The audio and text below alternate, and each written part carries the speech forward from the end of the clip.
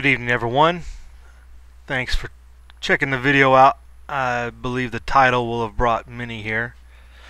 But unless you've been living under a rock, you have seen the videos, news, information out there about the BATFE's proposed ban on the M855 round and the supposed what's better known as green tip ammo, and the ban they're proposing and the resulting backlash on YouTube. There's many videos going around about it and everything, and a lot of them point people to sign the petition, and there's a couple of them that I've found, but this one is predominantly the one that goes to Whitehouse.gov and asks to stop the BATFE from banning the ammunition.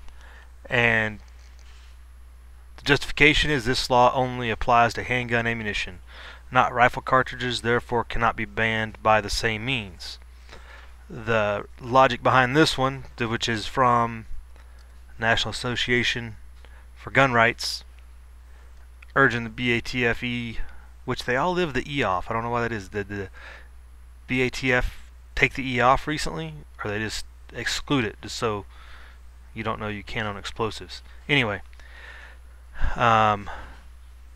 the rationale here is even more bizarre.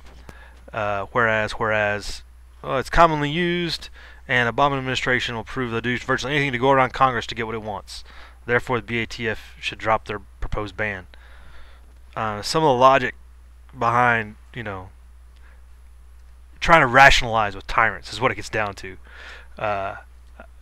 Colin Noor had a really good video here. He's very well spoken, obviously, and everything. And I think he says the most effective thing that you can do, which is to email or write a message to the BATF yourself. Signing these petitions are essentially trying to rationalize with idiots and rationalize with tyrants. These are people that have already worked their way around shall not be infringed.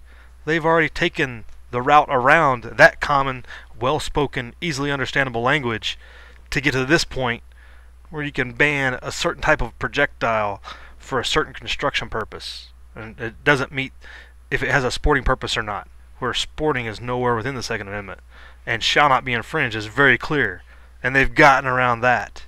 And you think that using their own language against them is going to stop them from banning this, or that saying that the administration has proven it will do anything? Well, for the last 100 years, the whole federal government's been working against us, against the Second Amendment. So you're trying to rationalize with tyrants, and they'll find any way and any means to get around their own language. They wrote the law, they'll just change it. They wrote the opinions, they'll just get somebody else to approve it. It's like, going to a mob family and going to the mob boss for a change on who's going to get the cement shoes for the evening.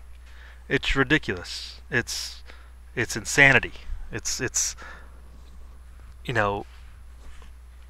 trying to, I wish these, were worded differently. Might make a bit of difference. But I wouldn't support these. I would say write your own letter to the ATF. Write your own well thought out constitutional argument for why they're wrong. Again, you're arguing with tyrants, but you're making it more clear you're not using their own language that they can use against you.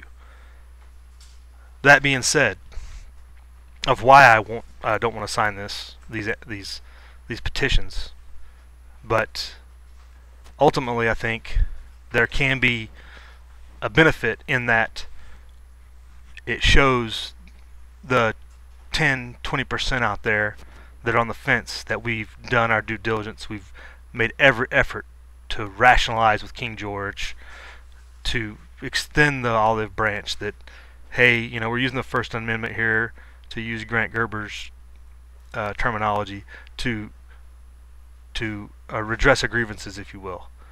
This is not just, this is not right. So really, by signing these petitions and writing letters, you're not going at the White House necessarily.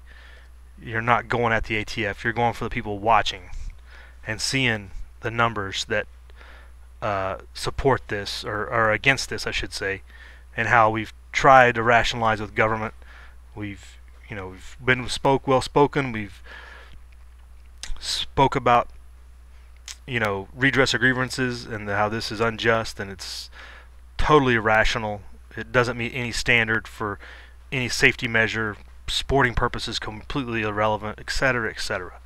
All the arguments against this proposed ban that you can think of, but yet they're still going to keep pushing right further down the line, further types of bans.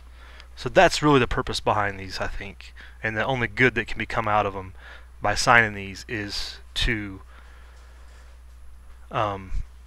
demonstrate to others who are on the fence, who are not necessarily one way or the other, how those that do have a strict opinion and a strict definition of the Second Amendment, how we've tried to rationalize, I guess you will, with the tyrants, and rationalize with imbeciles, basically, on shall not be infringed means what it says. So that's my piece on that.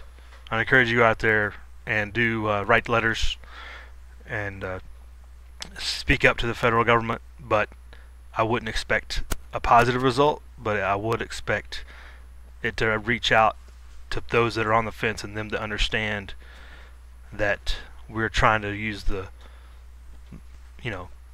First Amendment way before the Second Amendment becomes more relevant. Alright, YouTube, have a good night. Live free.